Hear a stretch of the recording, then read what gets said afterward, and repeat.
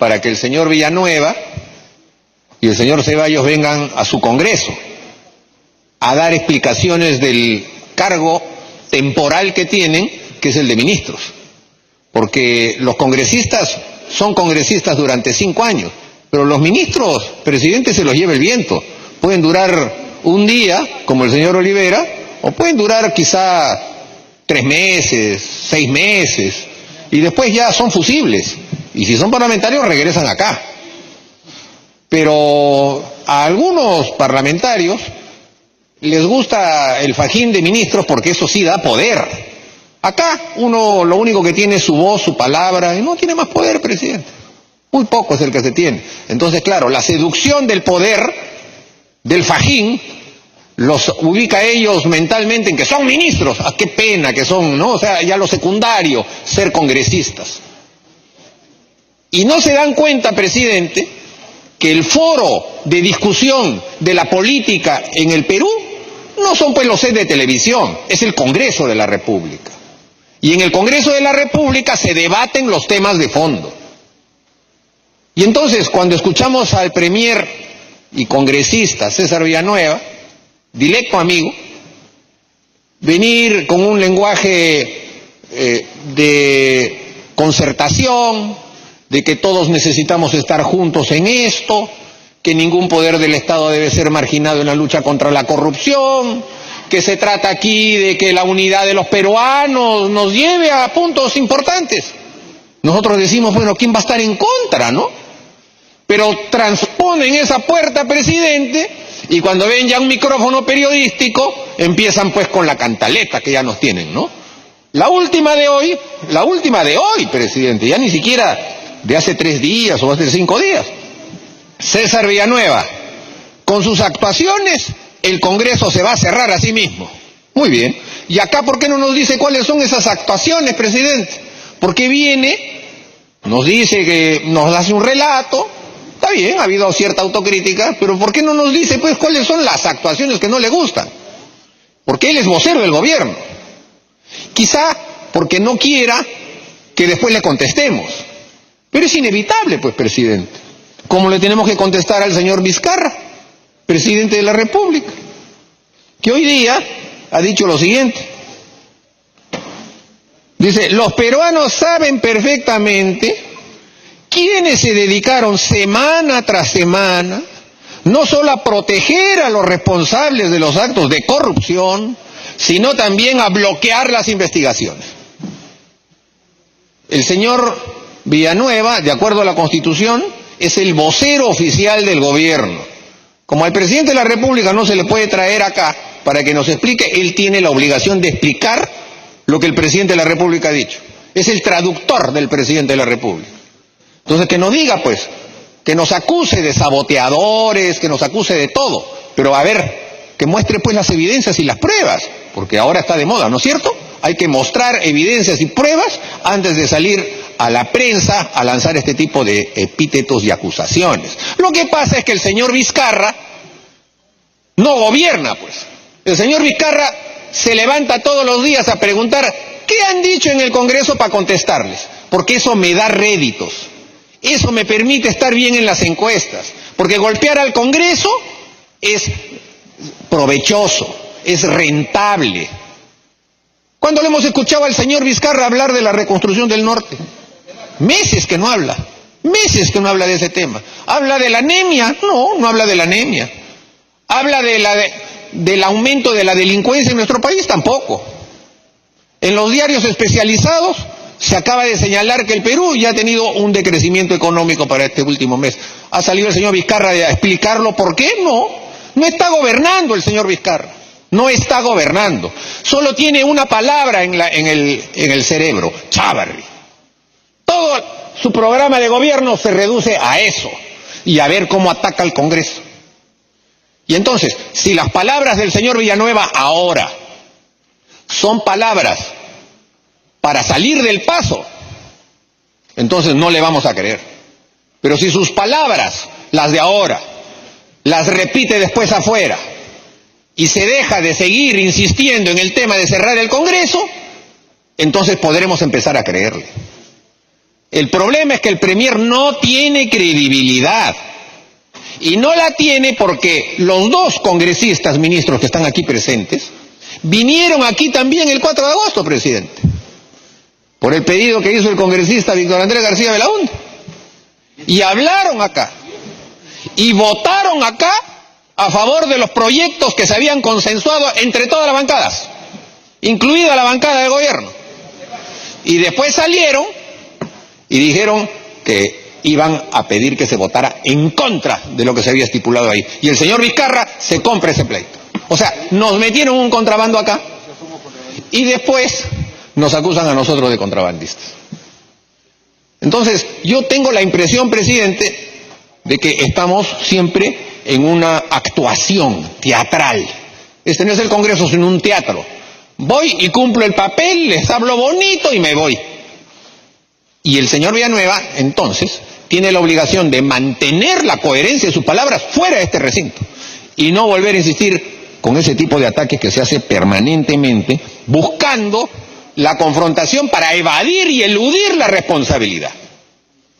Porque aquí, presidente, no se ha asumido la responsabilidad. El señor Villanueva nos ha dicho que ya tenían evidencias de la fuga. Pues el mismo señor Inostroza en una entrevista dijo claramente que estaba evaluando el asilo. Y el señor Villanueva, presidente del Consejo de Ministros, no nos ha dicho qué orden se le dio al ministro del Interior para que evite lo que ha ocurrido. No nos ha explicado cómo el señor Vizcarra, como presidente de la República, no ha sido capaz de llamar a su ministro y decirle: oiga, ministro, como yo soy político, yo me doy cuenta de las cosas que pueden pasar. Así que usted es el responsable de informarme lo que va a hacer este señor las 24 horas del día. ¿Lo puede hacer? Sí, señor, lo puede hacer. Aquí nos han venido con el cuento de que no lo pueden hacer. ¿Cómo que no lo pueden hacer? Claro que lo pueden hacer. De hecho, hemos visto videos de cómo en las investigaciones se hacía. De hecho, como se ha señalado aquí varias veces, a los políticos, a los que son incómodos, se les hace el seguimiento. Observación, vigilancia, seguimiento, se les hace. Y de hecho, tenemos una DINI que se llama Servicio de Inteligencia, tenemos Servicio de Inteligencia en el Ejército, en la Marina, en la Aviación, tenemos Servicio de Inteligencia en el Ministerio del Interior, tenemos Servicio de Inteligencia en la Policía Nacional. O sea, ninguno tuvo la capacidad y la sagacidad de decir: vamos a poner un hombre, no importa, no lo pongan en la puerta, lo ponen a media cuadra de donde vivía el señor. Porque no se trata pues de poner a un policía cada 2 metros alrededor de todo el país. No, pues eso es ridículo. Pero si uno lo mira al que se puede escapar, lo sigue pues, lo sigue. Y si ve que sale de Lima y se dirige al norte, obvio pues no se está yendo a pasear. Y entonces cuando se está hablando de que se tenía evidencias, que digan cuáles pues esas evidencias y por qué esas evidencias no los llevaron a tomar decisiones, a tener la sagacidad de darse cuenta que este era un tema cantado. Aquí mismo, presidente, cuando estábamos aprobando la acusación de organización criminal contra el señor Inostroza, muchos decían: este hombre se va a ir. Porque organización criminal, presidente, son 35 años de prisión. Los otros casos son 4 años, 3 años, patrocinio ilegal, incluso no lleva cárcel. Pero organización criminal, Para que concluya, por favor. por eso es que ciertas bancadas se pugnaban para que se ponga eso, después se votó, se demostró. Organización criminal es grave. Entonces, ¿qué pasó? Eso fue el 4. Y no se puede decir, presidente, que la publicación en el Diario Oficial del Peruano no sirve para nada. En el Peruano, el día sábado 6, no salió una, salieron 5 resoluciones. Las 5 hablando del señor Inostroza. Su destitución, su inhabilitación y los 3 delitos que se le imputaron. O sea, el día sábado, el señor presidente de la República lee lo que está publicado, ve que hay un hecho consumado y dice: pues déjalo ahí. Aquí, presidente, sin duda ha habido negligencia y usted ha tomado las acciones. Y seguramente alguien hablará de responsabilidades políticas, porque se han demorado en tramitarlo. Pero es un trámite. El hecho ya se sabía y era un hecho público. Y el presidente de la República no tiene que esperar a que se tramite un expediente, sino simplemente tiene que ver los hechos cuando se cumplen. Y el mismo día 4 ya debían haber tomado la provisión. No, pues no se les ocurrió. Y ahora... No...